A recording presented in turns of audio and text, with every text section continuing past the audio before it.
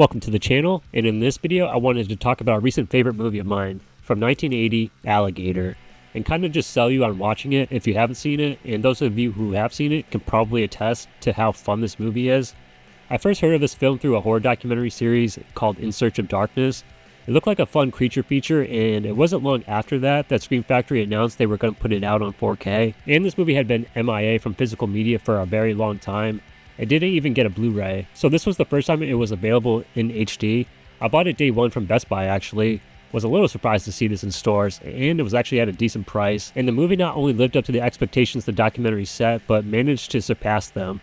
I don't know about you guys, but you get a certain point in your fandom where you start to feel like how many more hidden gems are there, especially when it comes to horror. I mean, you gotta sift through a lot of shit to find some gold, but also I tend to find some enjoyment even in the crappiest of films. A film has to be egregiously bad and boring, or even personally offend me for me to hate a movie.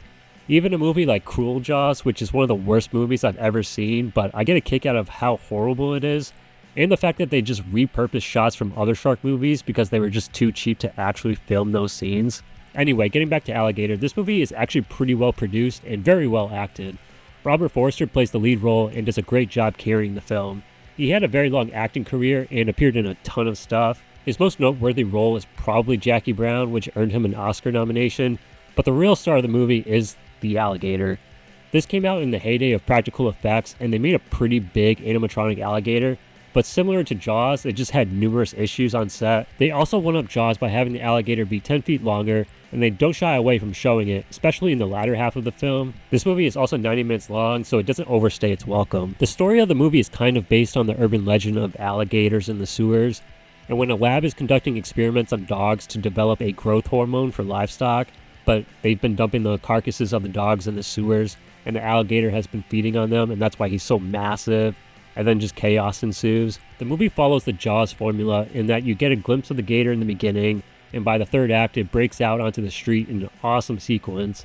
After that, I would say the movie's most infamous scene happens, where the alligator takes shelter in a swimming pool, and during a kid's birthday party, a couple of kids make one kid walk the plank blindfolded, and the kid lifts up the blindfold at the very edge of the diving board, falls in, and proceeds to get eaten by the alligator.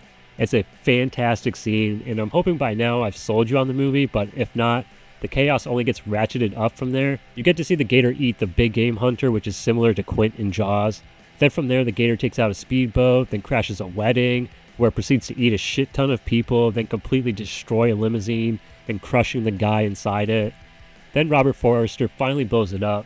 I didn't notice all the Jaws parallels until now, but if you're gonna steal from anyone, why not from the best movie ever made? The movie is available to stream on Prime and also on Tubi. Please check it out there, or if you got the $30 to spend, then I would definitely suggest getting this 4K from Scream Factory. I give this company a lot of shit for their lack of transparency and for being the top boutique label at one time, and with each year they get surpassed by other labels, doing much better work and are much more consumer friendly, but I gotta give them credit for this release. This movie was lost on home video, and putting it out on 4K with both the theatrical and the television cuts of the film.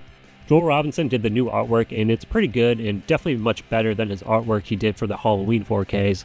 It pays homage to the scene where the alligator breaks through onto the street. They got some great interviews for this edition, and the best one is with Bryan Cranston. And if you're wondering, wait, Bryan Cranston's in this movie? No, he's not, unfortunately. He worked as a production assistant on the film, and it was one of his first jobs after moving out to Hollywood. This interview may be one of my favorites ever done for any collector's edition, and is really worth your time.